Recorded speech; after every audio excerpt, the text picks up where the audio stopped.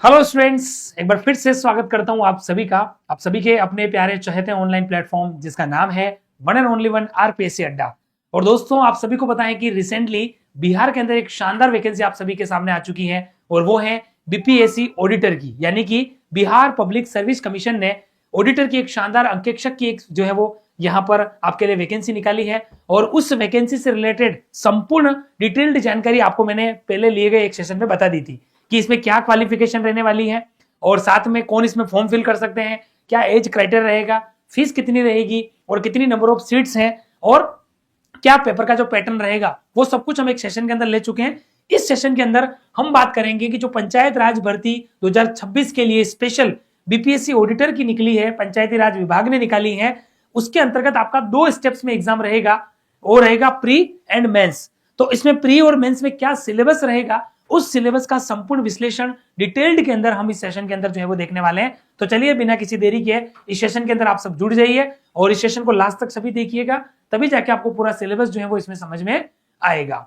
ठीक है। और अगर आप सभी बिहार के अंदर जो है वो बीपीएससी ऑडिटर एग्जाम की तैयारी कर रहे हैं और आपने अभी तक हमारे व्हाट्सएप कम्युनिटी ग्रुप को ज्वाइन नहीं किया है तो आप उसको जरूर ज्वाइन करें। इस वीडियो के डिस्क्रिप्शन में आपको इसका लिंक मिल जाएगा ताकि ये जितने भी अपडेट्स जो कि आपको मैं स्क्रीन पर बता रहा हूं वो सारे अपडेट्स आपको इसी कम्युनिटी ग्रुप के द्वारा मिलेंगे। तो आप हमारे इस ग्रुप को जो है वो जरूर ज्वाइन करें और एक लार्जेस्ट फैकल्टी पैनल के साथ आरपीएससी अड्डा परिवार डेली बेसिस पर इस प्लेटफॉर्म के माध्यम से आप सभी को पढ़ा रहा है और उसमें हर सब्जेक्ट्स के लिए एक्सपर्टीज है, चाहे अकाउंट्स हो गया, बिजनेस एंड मैनेजमेंट के एक्सपर्टीज हो गए, अदर सब्जेक्ट्स में लीगल एस्पेक्ट्स हो गया, टैक्सेशन हो गया, इकोनॉमिक्स, स्टेट्स, कंप्यूटर, जितने भी हमारे सब्जेक्ट्स हैं जो कि कॉमर्स के अंदर पढ़ाए जाते हैं, उन सभी एग्जाम्स के लिए एक्सपर्टीज हमारे साथ हैं। Net qualified, PhD holder, assistant professor जैसी टीम जो है वो हमारे साथ हैं। तो इस भरोसेमंद टीम के साथ जुड़कर आप अपने सिलेक्शन को, जहां पर आप तैयारी कर रहे हैं, उस एग्जाम की जो है वो तैयारी को जो है वो पूरा जरूर करें। और अब चलते हैं हम जो इस सेशन के अंदर मेन बात कर रहे थे, पंचायती राज विभाग ने जो 2026 के अंदर स्पेशल बीपीएससी ऑडिटर की वैकेंसी निकाली है, तो इसमें आपका प्रीलिम्स और मेंस दोनों होने वाला है। तो प्रीलिम्स के अंदर इन्होंने क्या बोला है पहले वो समझ लेते हैं। तो देखो, प्रीलिम्स के अंदर इन्होंने कोई ज्यादा डेप्थ में नहीं बताया। प्रीलिम्स से इन्होंने बोला कि प्रारंभिक परीक्षा सामान्य अध्ययन विषय की होगी, जो मैंने आपको बोला, जिसको हम जीके एंड जनरल स्टडीज कहते हैं। ठीक है, जनरल स्टडीज हम कहते हैं। तो प्रारंभिक परीक्षा सामान्य अध्ययन विषय की होगी जिसके सभी प्रश्न वस्तुनिष्ठ प्रकृति के बहुविकल्पी होंगे। ठीक है, और परीक्षा की अवधि 2 घंटे की होगी। कुल 150 यानी कि 150 मार्क्स का यह पेपर होगा। प्रश्नवार बहुविकल्पी उत्तरों में से प्रश्नवार किसी भी उत्तर का चयन आपसे जो है वो अपेक्षित होगा। सीधी सी बात है, 2 घंटे का पेपर है। जीके का पेपर कहलाएगा, 150 मार्क्स का होगा और आपका मल्टीपल चॉइस बेसिस पर जो है वो ये पेपर आपका जो है वो रहने वाला है। ठीक है, हालांकि चयन प्रक्रिया मैंने आपको पहले सेशन में बता दी थी, फिर भी बता देता हूं। प्रारंभिक परीक्षा, लिखित परीक्षा एवं साक्षात्कार के आधार पर चयन किया जाएगा। मतलब इसमें 3 स्टेप्स होगी, prelims, mains and last interview. पहले आपको प्री क्वालिफाइड करना है। प्री क्वालिफाइड करने के बाद आप रिटर्न एग्जाम में जाओगे, यानी रिटर्न का मतलब यहाँ पर आपका सब्जेक्ट होगा, जिसका भी अभी मैं सिलेबस का जो पूरा डिस्कशन करूंगा। देन आपका इंटरव्यू होगा। इस तरीके से ये बीपीएससी ऑडिटर की आपकी पूरी जो है वो चयन की प्रक्रिया रहेगी। ठीक है, और प्रारंभिक परीक्षा में सफल उम्मीदवारों को लिखित परीक्षा के लिए अलग से पुनः जो है वो ससमय आवेदन आमंत्रित किए जाएंगे। मतलब सीधी बात है कि जैसे ही प्रीलिम्स आप पास होंगे, फिर से आपके जो है वो आपके मेंस के लिए जो है वो आपके आवेदन स्वीकार किए जाएंगे। प्रारंभिक एवं लिखित परीक्षा में आवेदन में दी गई सूचनाओं में भिन्नता होने की स्थिति में आवेदक को लिखित परीक्षा में सम्मिलित होने से वंचित किया जा सकता है। ये बात भी आपको ध्यान में रखनी है। तो ये आपका प्री का है, बाकी इन्होंने डेप्थ में कुछ नहीं बताया। अब बात करते हैं हम यहाँ पर डिटेल, यानी कि जो मेंस का आपका जो एग्जाम होगा, तो मेंस एग्जाम में आपका सिलेबस में क्या क्या रहेगा, उसमें क्या क्या खंड होंगे। तो देखो, सबसे पहला जो सेक्शन होगा, सेक्शन 1, वो कहलाएगा वाणिज्यिक शास्त्र तथा लेखा विधि। सीधी सी बात है, इसका मतलब होता है, एक तरीके से कह सकते हैं, अकाउंटेंसी एंड ऑडिटिंग।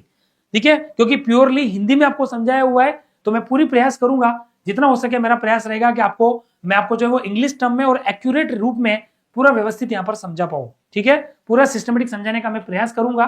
ठीक है, तो इन्होंने बोला अकाउंटेंसी एंड लेखा विधि का मतलब एक तरीके से हम कह सकते हैं कि यहाँ पर जनरली ऑडिटिंग से रिलेटेड हम जोड़ सकते हैं।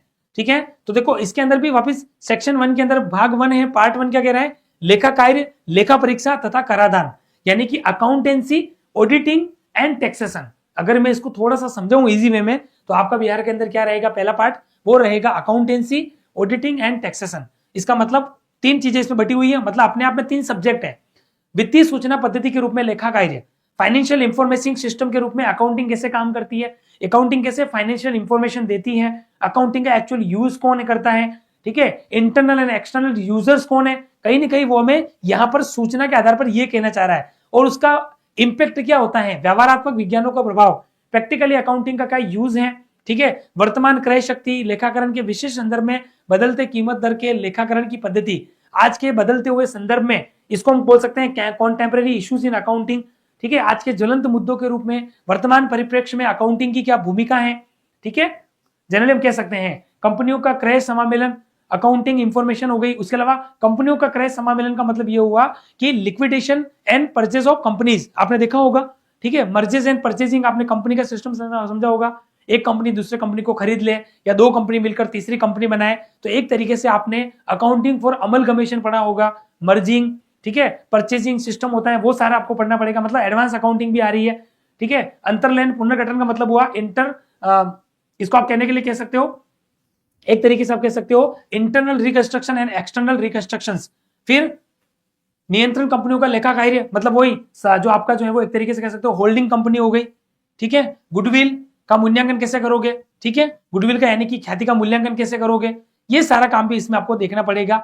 आयकर अधिनियम 1961 के अंतर्गत, मतलब सीधा है इनकम टैक्स का शुरू हो चुका है पार्ट, इनकम टैक्स एक्ट 1961 के तहत जितने भी रूल्स एंड रेगुलेशंस हैं, ठीक है, बेसिक नॉर्म्स है अकाउंट जो है वो इनकम टैक्स के, इनकम टैक्स क्या है, इनकम क्या होती है, अस्सी कौन होता है, उसके बाद प्रीवियस ईयर क्या है जो सेक्शन 3 में बता रखा है, assessment year section 2 sub section 9 में बता रखा है, इनकम क्या होती है, ठीक है। उसके बाद इनकम टैक्स में जितनी भी डेफिनेशन है वो आपको पढ़नी है, ठीक है, तो वो आपको थोड़ी सी यहाँ पर पढ़नी पड़ेगी। रेजिडेंशियल स्टेटस भी आप पढ़ सकते हो, बेसिक में आता है इसका, ठीक है। छूट क्या है, मूल्यांकन हो गया इसका, मूल्यह्रास हो गया तो डेप्रिसिएशन वापस आ गया, निवेश छूट विभिन्न मदों के अधीन आय के अभिकलन, ठीक है, क्लबिंग ऑफ इनकम हो गया आपका, ठीक है, इनकम का कैसे आप जो है वो असरटेन करोगे, ठीक है, कर निर्धारण वर्ष क्या होता है, ठीक है, टैक्स असेसमेंट ईयर में कैसे कर का आकलन करोगे, ये सारी चीजें आपको पढ़नी ही पढ़नी, मतलब जो भी आपके बेसिक चीजों में आती है। लागत लेखा विधि का स्वरूप क्या होता है, वापिस आप देखो, जबकि यहाँ पर कॉस्टिंग का ऊपर नहीं बोला लेकिन कॉस्टिंग आ रही है। लागत लेखा विधि क्या होती है, कॉस्टिंग सिस्टम क्या होता है, क्लासिफिकेशन ऑफ कॉस्ट क्या होता है, कॉस्ट की डेफिनेशन क्या है, कैसे कॉस्ट को क्लासिफाई किया जाता है, तो क्लासिफिकेशन में on the basis of variability, परिवर्तनशीलता के आधार पर 3 प्रकार की लागतें होती है, ठीक है, fixed cost, variable cost and semi variable cost. तो तीनों ही कॉस्ट क्या होती हैं, तीनों के सिस्टम क्या है, ठीक है, पर यूनिट कॉस्ट कैसे आती है, इनके डायग्राम सिस्टम, इसमें कौन कौन सी लागतें आएगी वो भी आपको पढ़ना पड़ेगा, ठीक है, इनका वर्गीकरण कैसे किया जाएगा, जांच लागत का निर्धारण हो गया, ठीक है। यहाँ पर थोड़ा सा पिको आ रहा है पर मेरे हिसाब से ये सब मेथड्स हैं, जैसे आप एलिमेंट्स ऑफ कॉस्ट पढ़ते हो ना, मटेरियल, लेबर, ओवरहेड, तो मटेरियल के अंदर आप जो है वो स्टॉक के नियंत्रण की बहुत सारी विधियां पढ़ते हो स्टॉक को इश्यू करने के लिए। तो फिफो मेथड क्या होता है, लिफो क्या होता है, तो फिफो यानी first in first out, LIFO यानी last in first out, average method, weighted average, base stock methods, inflation methods, तो ये सारे मेथड आपको पढ़ने पड़ेंगे, ठीक है। तो ये आपको विशेष रूप से ध्यान में रखना है, ठीक है। फिर प्रोडक्शन यूनिट्स हो गई, उसके अंदर मैंने इसमें सारा समझा ही दिया है, ठीक है। उसके बाद आपका ईओक्यू पढ़ना पड़ेगा, ईओक्यू का मूल्यांकन कैसे होता है, ठीक है, ईओक्यू को आप बीजगणितीय सूत्र से भी निकाल सकते हो, ग्राफिकली भी निकाल सकते हो। कॉस्ट कंट्रोल क्या होता है, ठीक है, कॉस्ट कंट्रोलिंग के प्रविधियां कौन कौन सी होती हैं, बजट कंट्रोल क्या होता है, बजटरी कंट्रोल में आपको सारे बजट्स पढ़ने हैं, जैसे फ्लेक्सिबल बजट्स हो गया, स्टैंडर्ड बजट्स आपका हो गया, स्टैंडर्ड कॉस्टिंग भी आपकी इसमें आ रही है, ठीक है, एनालिसिस ऑफ वेरिएंस आपका आ रहा है, ये सारी चीज आपको पढ़नी पड़ेगी, मतलब स्टैंडर्ड कॉस्टिंग भी आपके आ रही है। फिर ये आपका कह रहा है कि यहाँ पर एक तरह से अंकेक्षण की बात हो रही है, अंकेक्षण क्या है, अंकेक्षण का महत्व, लेखा परीक्षण का कार्य क्या होता है, ऑडिट प्रोग्राम हो गया आपका, ठीक है, परिसंपत्ति का मूल्यांकन यानी कि assessment of assets, evaluation of assets हो गया, वेरिफिकेशन क्या होता है, वाउचिंग क्या होती है, ठीक है, उसके बाद करंट एसेट्स और देनदारियों का कैसे सत्यापन किया जाएगा, ठीक है, उसके बाद जो लिमिटेड लायबिलिटी कंपनीज है उनकी ऑडिटिंग कैसे होगी, ठीक है, कंपनी ऑडिटर के दायित्व क्या है, कर्तव्य क्या है, अपॉइंटमेंट कैसे होगा, रेम्यूनरेशन क्या होता है, ये सारी चीजें भी आएगी, ठीक है। कंपनी ऑडिटर को नियुक्त कौन करता है, नियुक्ति के बाद में रेम्यूनरेशन हो गया, ठीक है, उनके कर्तव्य दायित्व हो गए, कंपनी ऑडिटर के अधिकार हो गए, ठीक है। उसके बाद ये सारी चीज आपको पढ़नी पड़ेगी। शेयर पूंजी का लेखा परीक्षा कैसा होता है, शेयरों का हस्तांकन हो गया आपका, ट्रांसमिशन ऑफ शेयर्स हो गया, बैंकिंग और बीमा कंपनियों की लेखा परीक्षा हो गई, बैंकिंग और बीमा कंपनियों के लिए ऑडिटिंग कैसे होगी, वो सब कुछ आपको पढ़ना है। फिर आता है भाग 2 में व्यापार, वित्तीय तथा वित्तीय संस्थाएं, इसमें आपको वित्त प्रबंध की अवधारणा यानी कि कॉन्सेप्ट ऑफ फाइनेंशियल मैनेजमेंट, मतलब आपका एफएम शुरू हो चुका है, ठीक है। फाइनेंशियल मैनेजमेंट का कॉन्सेप्ट क्या है, इसके नियम क्या होते हैं, अनुशासित नियम क्या होते हैं, बट्टाकृत नकदी प्रवाह संबंधी उपगम का मतलब ये हुआ कि आपको फाइनेंशियल मैनेजमेंट के अंदर जो कैपिटल बजटिंग आप पढ़ते हो तो ट्रेडिशनल एंड मॉडर्न मेथड होते हैं वो आपको पढ़ने पड़ेंगे। पूंजी संरचना क्या होती है, कैपिटल स्ट्रक्चर आपको पढ़ना पड़ेगा।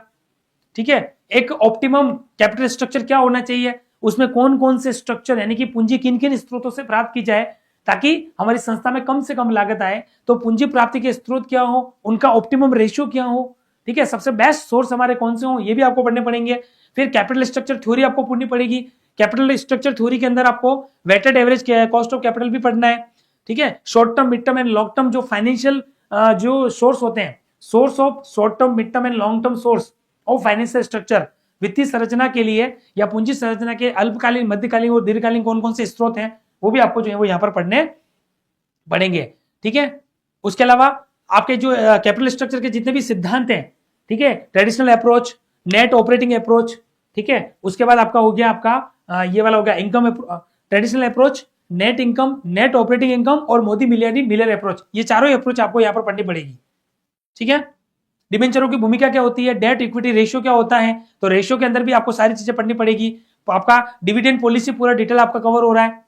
ठीक है, मेन चीज आपको बता दूं।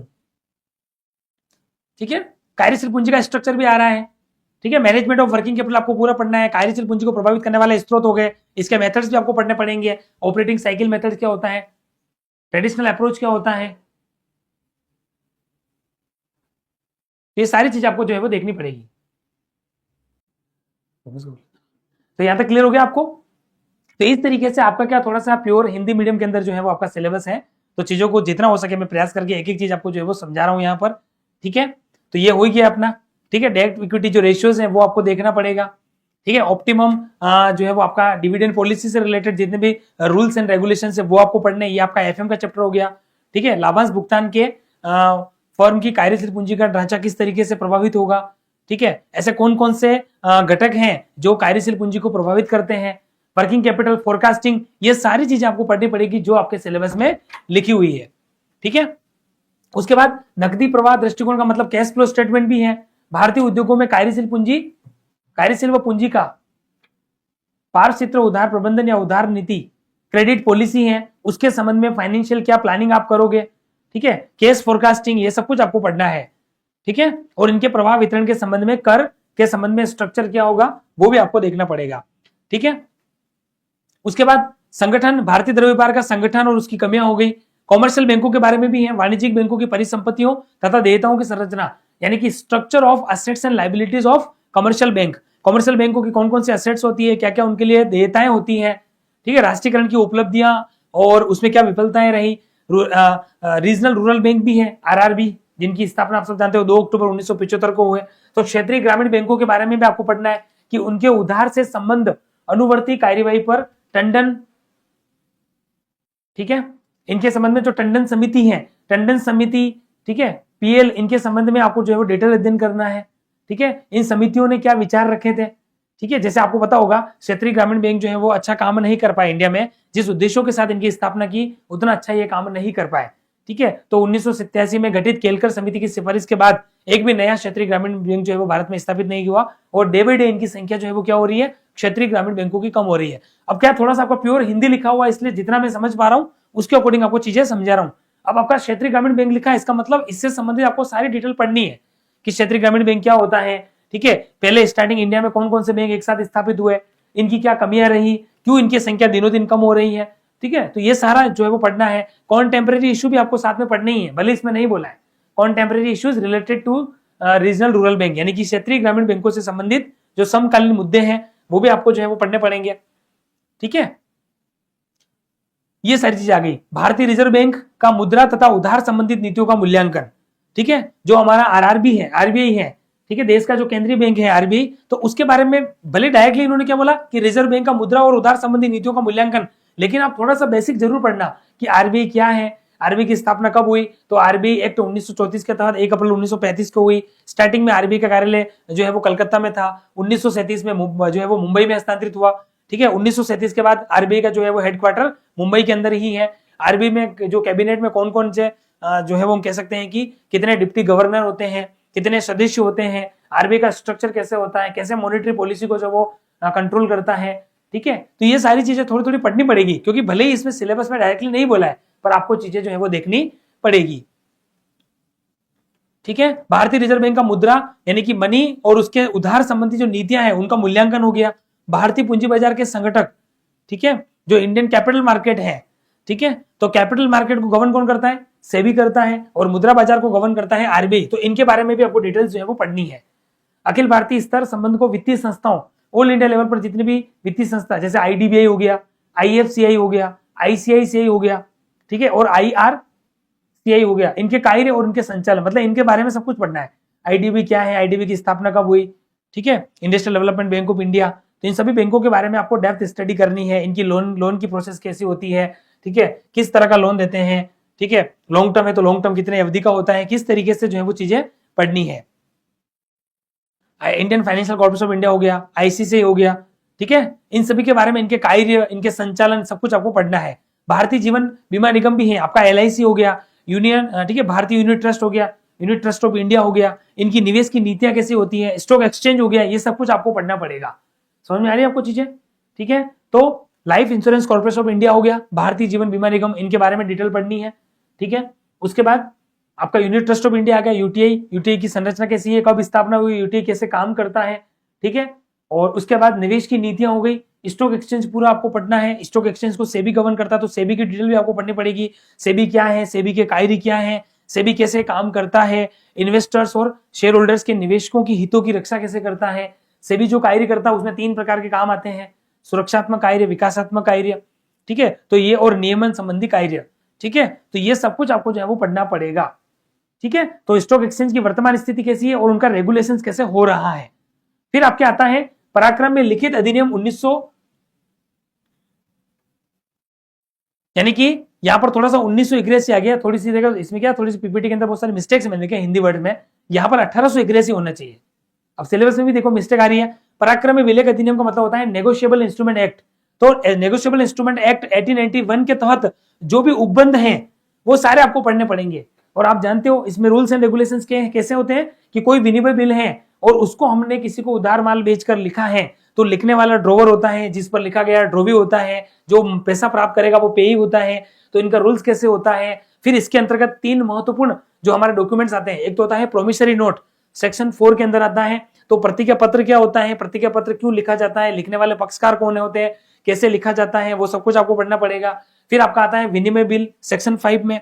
तो विनिमय बिल में लिखने वाला लेखक कहलाता है, ड्रोवर जिस पर लिखा गया वो ड्रोवी कहलाता है, और जो पेमेंट प्राप्त करेगा वो पेई कहलाता है। और पेमेंट प्राप्त आप जानते हो कि अगर लिखने वाला ही पेमेंट प्राप्त करे तो फिर 2 ही पक्षकार होंगे, लेकिन पेमेंट प्राप्त करने वाला बैंक भी हो सकता है, थर्ड पार्टी भी हो सकती है, और इवन ड्रोवर भी हो सकता है। तो आपको इन तीनों के बारे में अच्छे से पढ़ना है। और सेक्शन 6 के अंतर्गत आपका जो चेक आता है, तो चेक के संबंध में भी आपको सारी डिटेल यहाँ पर पढ़नी है। चेक क्या होते हैं, चेकों के प्रकार हो गए, ठीक है, चेक में कैसे सिस्टम होता है, ठीक है, चेक के द्वारा किस किस तरीके के हम फंड का जो है वो पेमेंट कर सकते हैं। तो चेकों के बारे में भी डिटेल आपको पढ़नी पड़ेगी। ठीक है, तो पराक्रम में लिखित अधिनियम 1981 कह रहा है, लेकिन 1881 के उपबंध अदाकारता गता वसूली बैंकों के संविधिक संरक्षण के विशेष संदर्भ में रेखांकन, पृष्ठांकन, ठीक है, ये चीजें आपको पढ़नी है। एंडोर्समेंट है तो किस तरीके से होगा। उसके अलावा साथ में, इसके साथ में विनिमय से संबंधित जितने भी बैंकिंग विनियमन अधिनियम 1949 के तहत उपबंध हैं वो भी आपको पढ़ने पड़ेंगे। फिर आता है आपका संगठन सिद्धांत और औद्योगिक संबंध, ये आपका आता है खंड 2 में। संगठन सिद्धांत का मतलब ऑर्गेनाइजेशनल प्रिंसिपल्स, इसको हम थोड़ा सा किससे जोड़ सकते हैं, इसको हम जोड़ सकते हैं हमारे बिजनेस मैनेजमेंट से। तो इसको मैं और डेप्थ में बता देता हूं। और इंडस्ट्रियल रिलेशनशिप, ठीक है, ऑर्गेनाइजेशनल स्ट्रक्चर, या यूं कह सकते हैं principles of organisational and industrial relations, यानी कि औद्योगिक संबंध। अब इसमें हिंदी में बहुत अशुद्धि है तो मैं सीधा समझा देता हूं। सबसे पहले आपको संगठन के बारे में सब पढ़ना है। संगठन सिद्धांत का मतलब संगठन क्या होता है, संगठन की प्रगति, संगठन का धीरे धीरे कैसे विकास हुआ, संगठन के लक्ष्य क्या होते हैं, ठीक है, संगठन के अंदर प्राइमरी और सेकेंडरी अलग अलग लक्ष्य होते हैं, तो कैसे कैसे उद्देश्य होते हैं, ठीक है।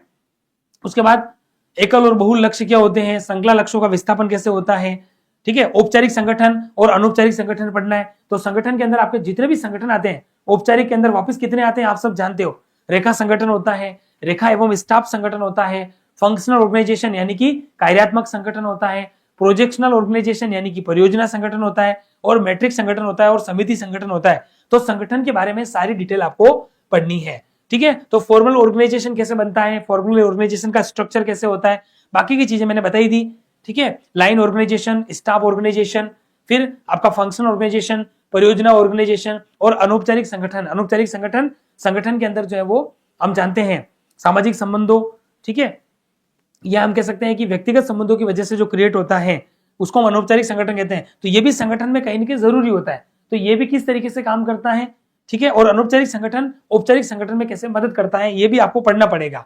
कुल मिलाकर संगठन पूरा पढ़ना है, संगठन के सिद्धांत आपको पढ़ने हैं, ठीक है। और वो सिद्धांत आप जानते हो, जैसे शास्त्रीय सिद्धांत, अब इन्होंने क्या प्योर हिंदी लिखी है।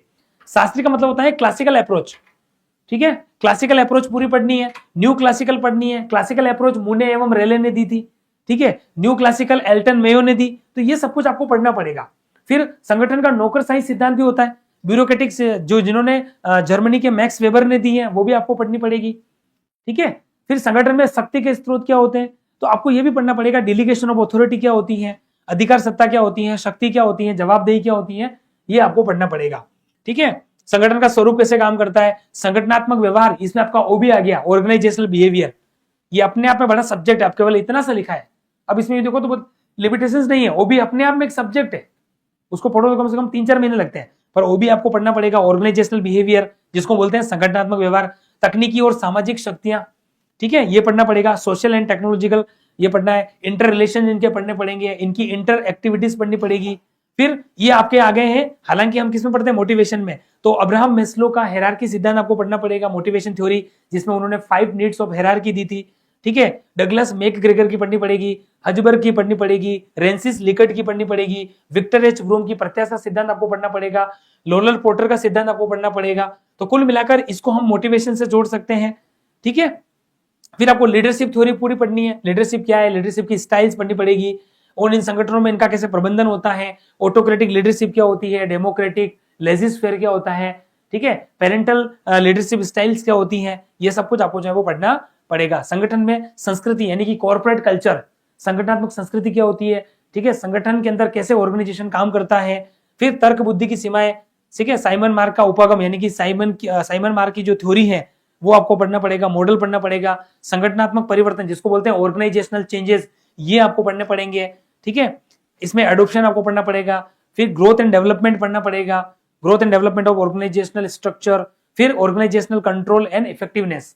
फिर आता है आपका इंडस्ट्रियल रिलेशंस। इंडस्ट्रियल रिलेशंस के अंदर मेन चीजें देख लेते हैं, औद्योगिक संबंधों का वर्तमान में स्वरूप कैसा है, आजकल किस तरह से इंडस्ट्रियलाइजेशन सिस्टम जो है वो चल रहा है। इंडस्ट्रियलाइजेशन क्या होता है, तो औद्योगिकरण, ये तो इकोनॉमिक्स का पार्ट है, पर औद्योगिक संबंधों के अंदर इंडस्ट्री कैसे काम करती है, उसका स्वरूप कैसा है, विकास का क्षेत्र कैसा होता है, भारत में औद्योगिक श्रम यानी कि इंडस्ट्रियलाइजेशन लेबर इन इंडिया और उसका कमिटमेंट, उसकी प्रतिबद्धता कैसी है, इनके संबंध में सारी चीजें पढ़नी है। भारत में श्रमिक संघ कैसे काम करता है, ठीक है, लेबर एसोसिएशन हमने पढ़ा होगा, इंडियन लेबर ऑर्गेनाइजेशन ILO, श्रमिक संघ का आंदोलन, संवर्धी और संरचना, बाहरी नेतृत्व की भूमिका क्या होती है, श्रमिकों की शिक्षा, श्रमिकों के संबंध में कौन कौन सी समस्या आती है, श्रमिकों को वेज पेमेंट कैसे करते हैं, वर्कर्स हिस्ट्री कैसे होती है, ये हम कोस्ट में भी पढ़ते हैं और बिजनेस के अंदर भी पढ़ सकते हैं, HRM के अंदर, ठीक है। श्रमिकों को समस्याओं के समाधान के लिए क्या प्रावधान है, ठीक है। कलेक्टिव बार्गेनिंग क्या होती है, सामूहिक सौदेबाजी आ गई, ठीक है, भारतीय परिस्थितियों में उनकी प्रभाविकता क्या है। फिर आता है वाणिज्य और लेखा विधि, यहां आपका आता है कॉमर्स एंड हम कह सकते हैं कि अकाउंटेंसी। अब इसमें वापिस क्या आ रहा है, प्रबंध में श्रमिकों की भागीदारी आ गई। देखो जबकि सब्जेक्ट क्या लिख रखा और चीजें कैसे चल रही है। भारत में औद्योगिक विवादों का निवारण कैसे करोगे, ठीक है, यानी कि हम कह सकते हैं redressal of industrial disputes in India. Bharat में औद्योगिक जो विवाद होते हैं, इंडस्ट्रियल डिस्प्यूट्स होते हैं, उनका आप निवारण कैसे करोगे, इनके लिए कौन कौन सी कमिश्नरीज हैं, साधारण निवारक उपाय क्या होते हैं, ठीक है, सिस्टम कैसे काम करता है, व्यवहार में आने वाले अन्य उपाय क्या हैं, सार्वजनिक उद्योगों में इंडस्ट्रियल रिलेशन कैसे होते हैं, भारतीय उद्योगों में अनुपस्थिति और श्रमिक परिवर्तन, ठीक है, मजदूरी विभेदक तत्व क्या होते हैं, भारत में मजदूरी की नीतियां कैसे हैं, कैसे बोनस पेमेंट होता है, वेज सिस्टम क्या है, अंतरराष्ट्रीय श्रम संगठन जो मैं आपको कह रहा था, इंटरनेशनल लेबर ऑर्गेनाइजेशन है, इसके बारे में ILO के बारे में पूरा पढ़ना है। भारत में संगठन में कार्मिक विभाग की भूमिका क्या है, एग्जीक्यूटिव उनका डेवलपमेंट, पर्सोनल पॉलिसीज, ठीक है, इनका अकाउंटिंग सिस्टम, ऑडिटिंग सिस्टम और कार्मिक अनुसंधान, इसको बोलते हैं पर्सोनल रिसर्च। ये सब चैप्टर्स हैं, पर पता नहीं इन्होंने इस तरह से ही सिलेबस दिया, तुमको ऐसे ही पढ़ना पड़ेगा। अब थोड़ा सा बच रहा है हमारा इकोनॉमिक्स का, ऊपर देख सकते हैं अर्थव्यवस्था का ढांचा। हमारे इंडिया में इंडस्ट्रियल हम कह सकते हैं इंडस्ट्री अर्थव्यवस्था का ढांचा यानी कि स्ट्रक्चर ऑफ इकोनॉमी। भारतीय अर्थव्यवस्था में हम कह सकते हैं हमारी इकोनॉमी कैसी है, तो हमारे इंडिया में कौन सी इकोनॉमी है, मिक्स्ड इकोनॉमी है, ठीक है। अमेरिका के अंदर कैपिटलिज्म में पूंजीवाद है, चाइना में रूस जो है वो समाजवादी है। तो अर्थव्यवस्था का हमारा स्ट्रक्चर कैसा है इंडिया में, वो पढ़ना पड़ेगा। भारतीय अर्थव्यवस्था की समस्या भी साथ के साथ पढ़ लेना। फिर आपका सीधा पता लग रहा है राष्ट्रीय आय का लेखीकरण, मतलब नेशनल इनकम आपको पूरा पढ़ना है, तो पूरा नेशनल इनकम आपको पढ़ना पड़ेगा। नेशनल इनकम के अंदर जो राष्ट्रीय आय के मूल्यांकन की विधियां कौन कौन सी है, तो आय विधि, व्यय विधि, है ना, ये चीजें भी आपको पढ़नी पड़ेगी। ठीक है, उत्पादन विधि, ये तीनों विधियां पढ़नी है। राष्ट्रीय आय के अंदर सारे कॉन्सेप्ट पढ़ने पड़ेंगे, जीडीपी क्या है, जीएनपी क्या है, एनएनपी क्या है, एनएनपीएफसी और एनएनपी मार्केट प्राइस दोनों क्या होते हैं। ठीक है, राष्ट्रीय आय को किस तरीके से गठित किया जाता है। ठीक है, हरित लेखांकन, ये सब चीजें पढ़नी है। फिर आर्थिक विकल्प, ठीक है, उसके अंदर आपका उपभोक्ता व्यवहार है, कंज्यूमर बिहेवियर पूरा पढ़ना है, उत्पादक व्यवहार और बाजार के रूप। अब इन्होंने केवल बाजार का रूप मतलब पूरा मार्केट आपको पढ़ना है, इवन मार्केट सेगमेंटेशन भी पढ़ना है, बाजार विभक्तिकरण भी आपको पढ़ना पड़ेगा, बाजार किस तरीके से काम करते हैं। बाजार के अंदर आप जानते हो फुल कंपटीशन मार्केट होते हैं, मोनोपोली होती है, ओलिगोपोली होती है, ड्यूलोपोली होती है। तो एकाधिकारात्मक प्रतिबंधात्मक व्यवहार कैसे होते हैं। ठीक है, मोनोपोली मार्केट में किस तरीके से काम करता है, पूर्ण प्रतिस्पर्धा बाजार है तो कैसे सिस्टम होता है। ठीक है, उसके अलावा द्वयाधिकार हो गया, अल्पाधिकार हो गया, तो ये आपके बाजार के अंदर आपको पढ़ने ही पड़ेंगे, भले लिखे हुए नहीं है। निवेश संबंधी निर्णय, आय और रोजगार का निर्धारण कैसे होगा, आय वितरण और वृद्धि के संबंध में समृद्ध आर्थिक प्रतिरूप, यानी कि हम कह सकते हैं कि हेल्दी इकोनॉमिक मॉडल। बैंक व्यवस्था के अंदर बैंकिंग व्यवस्था कैसे करती है। ठीक है, इनका योजनाबद्ध विकास कैसे हुआ, विकासशील अर्थव्यवस्था के केंद्रीय बैंक व्यवस्था के उद्देश्य, साधन और साख संबंधी नीतियां, बैंकों की क्रेडिट पॉलिसी कैसे होती है, केंद्रीय बैंक की सिस्टम कैसे जो है वो काम करता है। ठीक है, इनकी साख व्यवस्था कैसे होती है, क्रेडिट क्रिएशन कैसे होता है। बिहार में वाणिज्य बैंकों के क्रियाकलाप कैसे चल रहे हैं आपके बिहार में, तो ये भी आपको पढ़ना पड़ेगा। ठीक है, बिहार के अंदर आपका जो है वो किस तरीके से बैंकों के क्रियाकलाप है, तो banking activities in the commercial bank, Bihar में वाणिज्य बैंक, ठीक है, के क्रियाकलाप, यानी कि एक्टिविटीज ऑफ कॉमर्शियल बैंक इन बिहार, ये भी आपको पढ़ना है। ठीक है, उसके बाद करों के प्रकार, टाइप्स ऑफ टैक्स और अर्थव्यवस्था पे उनका प्रभाव, टैक्स के प्रकार और उनका अर्थव्यवस्था में कैसे प्रभाव पड़ा है। तो इसमें आप जीएसटी के बारे में पढ़ोगे पूरा। ठीक है, जीएसटी आने से इंडिया में क्या इफेक्ट आया है, एक टैक्स एक प्रणाली आने से, ठीक है, क्या हुआ है। ठीक है, क्या कर का वास्तव में कास्केडिंग इफेक्ट घटा है, या फिर वास्तव में टैक्स कलेक्शन जो चाहिए सरकार को वो पूरा हो रहा है। सरकार बजट में और क्या प्रावधान लाती है, तो देखो ये भी आ गया है, बजट के आंकड़ों के प्रभाव। अभी आप जानते हो फरवरी में रिसेंटली जो है वो देश का केंद्रीय बजट आया है। ठीक है, और अभी कुछ दिनों के बाद में जो है वो अपने अपने राज्यों के बजट आने वाले हैं। तो आपके बिहार के अंदर भी आपको ये पढ़ना पड़ेगा, बजट के आंकड़ों के प्रभाव कैसे होते हैं। समझ में आया आपको। तो बिहार के अंदर भी बजट के आंकड़ों के प्रभाव आपको पढ़ने पड़ेंगे, और उनका योजनाबद्ध विकासशील अर्थव्यवस्था के बजटीय और राजकोषीय नीति के उद्देश्य। ठीक है, अर्थव्यवस्था में उसका विकासशील कैसे प्रभाव हुआ। ठीक है, बजट और साथ में फिस्कल पॉलिसी के आपके उद्देश्य क्या है, राजकोषीय नीति के उद्देश्य और उसके साधन क्या है, तो वो पढ़ना पड़ेगा। जैसे सार्वजनिक आय, सार्वजनिक व्यय, बजट, ठीक है, ये चीजें भी पढ़नी पड़ेगी। अंतरराष्ट्रीय व्यापार आपका पूरा दे रखा है, प्रशुल्क नीति दे रखी है, विनिमय दर दे रखा है। ठीक है, अदायगी स्रोत और अंतरराष्ट्रीय मुद्रा और बैंकिंग संस्थान, तो इसमें आपको थोड़ा सा आईएमएफ भी पढ़ना पड़ेगा। ठीक है, ये आपका पूरा अंतरराष्ट्रीय व्यापार आ गया है, इंटरनेशनल ट्रेड आ गया है। ठीक है, प्रशुल्क नीति, टैरिफ जो पॉलिसीज है वो पढ़नी पड़ेगी। फिर आ जाएगा इसी के अंदर इकोनॉमिक खंड 2 आएगा, भारतीय अर्थव्यवस्था, इंडियन इकोनॉमी। तो इंडियन इकोनॉमी में भारतीय अर्थनीति के निर्देशक सिद्धांत, योजना पर वृद्धि और वितरण सिस्टम कैसा है, गरीबी का उन्मूलन, तो आपको पूरा इसमें पॉवर्टी पढ़ना पड़ेगा, एलिमिनेशन ऑफ पॉवर्टी, गरीबी का उन्मूलन कैसे हम करें, गरीबी कैसे दूर करें, गरीबी निवारण के लिए सरकार की योजनाएं कौन सी चल रही है, भारतीय अर्थव्यवस्था का संस्थागत ढांचा कैसा है। ठीक है, वो भी पढ़ना है, संघीय शासन व्यवस्था। ठीक है, एग्रीकल्चर, फिर साथ में इंडस्ट्रियल क्षेत्र कैसा है, तो कृषि के अंदर क्या हो रहा है, एग्रीकल्चर सेक्टर में क्या क्या सरकार रिफॉर्म्स कर रही है। ठीक है, अर्थव्यवस्था के अंदर जो है वो जीडीपी में कितना योगदान है, ये सब चीजें यहाँ पर आ जाएगी। सार्वजनिक और निजी क्षेत्र आ जाएगा, पब्लिक एंड प्राइवेट सेक्टर, फिर नेशनल इनकम, उसका क्षेत्रीय वितरण और गरीबी कहाँ कहाँ और कितनी कितनी है। फिर एग्रीकल्चर प्रोडक्शन आ जाएगा, इसमें आपकी पूरी एग्रीकल्चर पॉलिसीज आ जाएगी, एग्रीकल्चर रिफॉर्म्स आएंगे जिसमें अलग अलग सुधार हमने देखे होंगे। ठीक है, कृषि सुधार, संस्थागत सुधार है, ठीक है, किराएकारी पद्धति है, सीमांत किसाक हो गए, तो भूमि सुधार में सब कुछ आपको पढ़ना है। और प्रौद्योगिकी परिवर्तन, औद्योगिक क्षेत्र से सहसंबंध, औद्योगिक उत्पादन यानी कि इंडस्ट्रियलाइजेशन प्रोडक्शन हो गया, औद्योगिक नीति यानी कि इंडस्ट्रियलाइजेशन पॉलिसी हो गई, सार्वजनिक और निजी क्षेत्र वितरण हो गया, एकाधिकारी प्रथा और नियंत्रण और एकाधिकार हो गया, कृषि उत्पादों और औद्योगिक उत्पादों के मूल्य निर्धारण संबंधी नीतियां हो गई, बजट की प्रवृत्तियां हो गई, राजकोषीय वितरण हो गया, मुद्रा और साख की प्रवृत्तियां हो गई। ठीक है, मनी एंड क्रेडिट ट्रेंड्स आपके हो गए। ठीक है, बैंक व्यवस्था और उनकी वित्तीय संस्थाएं किस तरीके से काम करती है, विदेशी व्यापार पूरा आ गया, फॉरेन ट्रेड। ठीक है, भारतीय योजनाएं, बिहार की अर्थव्यवस्था भी पूरी है आपकी, जिसमें कृषि और औद्योगिक क्षेत्र आपको पूरा पढ़ना है। बिहार का कृषि का स्ट्रक्चर और इंडस्ट्री का स्ट्रक्चर हो गया। आर्थिक विकास के मार्ग की रुकावट है, बिहार के अंदर आर्थिक विकास में बाधा डालने वाली कौन कौन सी ऐसी बाधाएं हैं, ठीक है। तो बिहार की जीडीपी में वृद्धि नहीं होना, ठीक है, गरीबी के पीछे कारण, ठीक है, तो अर्थव्यवस्था में कहां पर विकास की बाधाएं आ रही है, वो सभी चीजें आपको बिहार के सापेक्ष में पढ़नी पड़ेगी। गरीबी और बेरोजगारी पढ़नी पड़ेगी बिहार के अंदर, और भूमि सुधार की प्रगति, बिहार के अंदर भूमि सुधार की प्रगति किस तरीके से है। तो हालांकि पूरा हिंदी के अंदर है, ठीक है, हालांकि मुझे बहुत सारे वर्ड में भी मिस्टेक्स देखने को मिली, ठीक है, फिर भी मैंने जितना जो है वो उसको ट्रांसलेट कर करके आपको इंग्लिश में एक बार पूरा प्रॉपर वे में ये समझा दिया है कि लगभग मोटे मोटे तौर पे आपको जो है वो बीपीएससी ऑडिटर के अंदर क्या क्या चीजें जो है वो पढ़नी पड़ेगी। ठीक है दोस्तों, तो फिलहाल आपको सारी चीजें मैंने क्लियर कर दी है। बाकी फैकल्टी के लिए मैंने बता ही दिया है, एक लार्जेस्ट फैकल्टी के साथ आरपीएससी अड्डा जो है वो टीम काम कर रही है। बिल्कुल आप सभी जो है वो इस टीम के साथ जुड़कर जो है वो अपनी तैयारी को बेहतर से बेहतर यहाँ पर बनाए। और अगर आप सभी बीपीएससी के अंदर ऑडिटर की फाइनली तैयारी का मानस बना चुके हैं और कहीं ना कहीं एक शानदार कोर्स की तलाश में है, तो बिल्कुल आरपीएससी अड्डा पर कंप्लीट वेल डिजाइन रूप में हमने जो है वो इसका सिलेबस जो है वो लॉन्च कर दिया है। ऑडिटर का, कॉमर्स का आपको जो है वो कंप्लीट ऑनलाइन कोर्स मिल जाएगा, संपूर्ण पाठ्यक्रम पर आधारित, ठीक है। सारी फैकल्टीज जो मैंने आपको दिखाई उन्हीं के द्वारा इसको पढ़ाया गया है। Assistant professor, PhD holders, net qualified और जीएसटी और करों के संबंध में जितने भी प्रावधान है वो सब कुछ सीआरपी सर ने पढ़ाया है। तो कहीं ना कहीं ऑडिटर के अंदर आपका ये रोल रहता ही है। तो बेस्ट और अनुभवी टीम के द्वारा पढ़ाया गया है, ये आपको मैंने बता दिया है। तो आज ही हमारा क्यूआर कोड के द्वारा हमारी एप्लीकेशन को डाउनलोड करें या प्ले स्टोर पे जाकर आरपीएससी अड्डा की एप्लीकेशन को डाउनलोड करके आप इस कोर्स को परचेस कर सकते हैं। कोर्स को परचेस करने के दौरान अगर आपको कोई दिक्कत आ रही है तो स्क्रीन पर दिखाए गए नंबर पे कॉल करके आप हमारी टीम से कोऑर्डिनेट करना, टीम आपको जो इसको है वो इसको परचेस करवा देगी।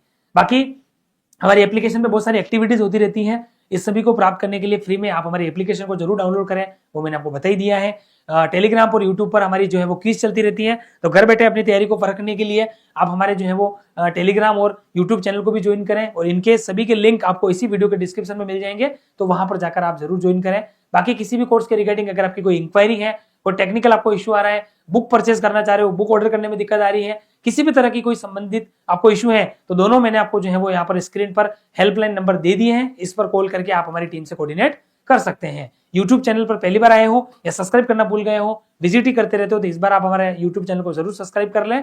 और थैंक यू सो मच आप सभी का लास्ट तक इस सेशन में बने रहने के लिए। एक इंपॉर्टेंट सेशन था बिहार के अंदर बिहार के अंदर बीपीएससी ऑडिटर को लेकर जो सिलेबस का डिस्कशन था प्री और मेंस का, वो मैंने पूरा, हालांकि हिंदी के अंदर था, हिंदी में बहुत सारी त्रुटियां मुझे नजर आई, फिर भी मैंने मेरे हिसाब से उसको कन्वर्ट कर करके आपको समझा दिया है। उम्मीद करता हूँ सेशन बहुत अच्छा लगा। सेशन अच्छा लगा तो आज ही कोर्स को लेकर अपनी तैयारी को जो है वो स्टार्ट आप कर दें। अगली जानकारी में फिर से मिलेंगे, तब तक के लिए अपना ध्यान रखें, मस्त रहें, व्यस्त रहें। Thank you so much.